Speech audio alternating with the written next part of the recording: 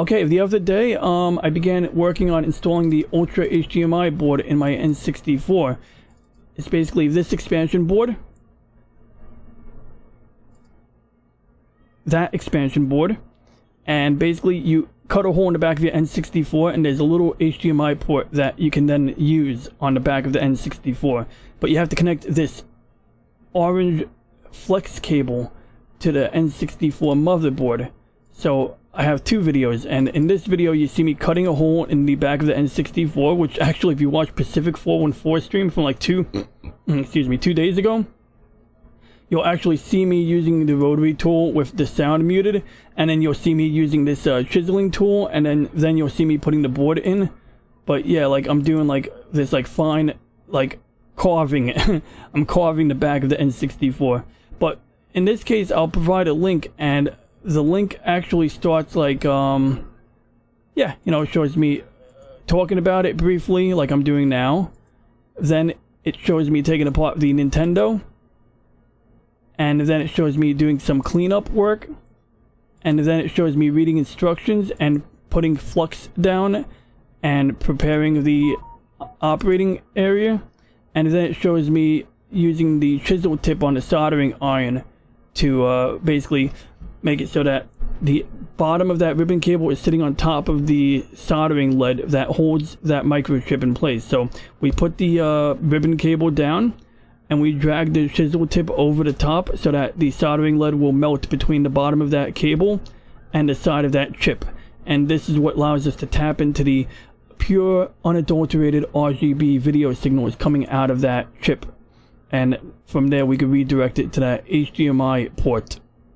And it has all kinds of options. Speaking of options, so this is like the longest I've had it working so far, because right after I set it up, it did not work so well. It was a bit of a disaster. What happened was it worked for like 2 minutes and then the screen started flickering and it turned black, and that was it. And I thought I screwed up somewhere, but what really happened was there was some leftover flux, which, like I said, is this brown goo that lowers the melting point of soldering lead and makes it easier to work with in general. People will tell you that it doesn't conduct electricity, but in reality it totally does. Like, especially when it gets carbonized, when you scorch it up and you heat it up and it gets black and charred and you have the right humidity conditions, it will conduct electricity. And if that was causing a short circuit, that was causing this to misbehave. But now we have this little hidden menu, so when I press LRZ, right-D-pad and right-C, I get this hidden menu. And I've already set it to 1080p 16:9 aspect. Of course, you're still going to have some pillar box, because you can't magically stretch the image. Although it does let you stretch the image. So, for example, I can do fill mode stretch, which I don't like doing that because I'm a purist and that's not how the game was designed to look. And cinema mode, which is more faithful, but now you're cropping the top and bottom of the screen. So if I had a choice between stretching and cinema, yeah, I would choose cinema mode every time. But ultimately, I choose this mode. I might use cinema mode if I was playing on my plasma TV and I, you know, didn't want to cause burn-in or whatever, uneven wear and tear. But on a normal computer screen, TV screen, LCD, LED, it doesn't matter.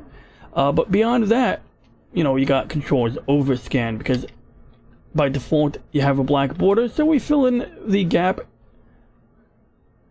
Gamma boost makes it brighter, makes it darker.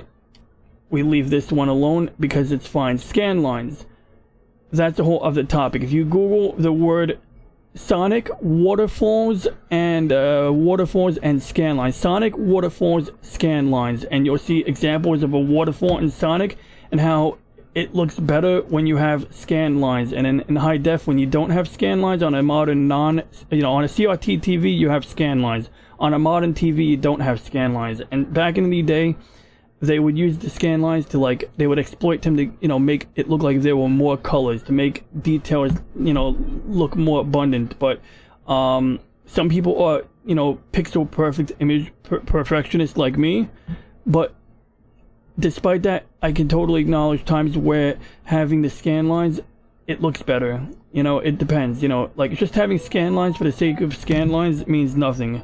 But in cases where the game devs actually, you know, did something with that, took advantage of that to make it, you know, to create the illusion of there being more colors, a lot of Super Nintendo games look crappier when you hook them up to a high-def TV using S-video cables or RGB cables.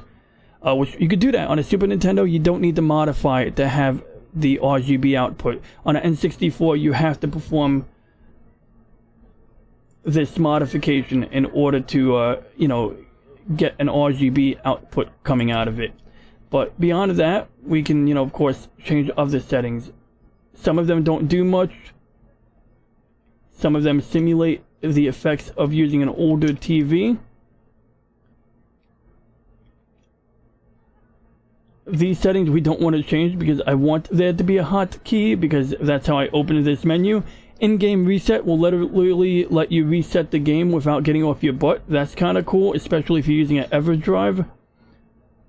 I think these are like preset settings. I'm not really sure. I'll have to explore that later.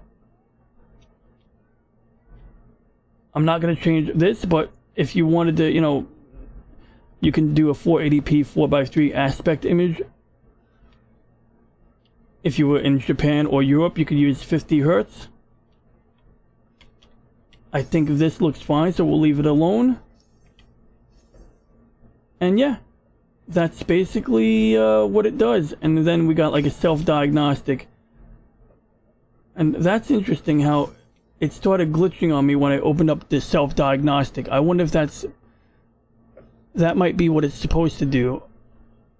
Okay, well, it's not giving me any error messages, so we'll leave it alone. And we'll save this preset. Oh god, what did I just do? Okay, and it works. So next game we'll try out is something maybe like South Park 64, so we can try out the high definition mode. But yeah, I'm very excited about this. I'm glad that this is appearing to work now, and it was all because I didn't clean off the flux. That was why it was giving me trouble, and I'll go into detail on that later, but now I gotta go eat dinner. And I think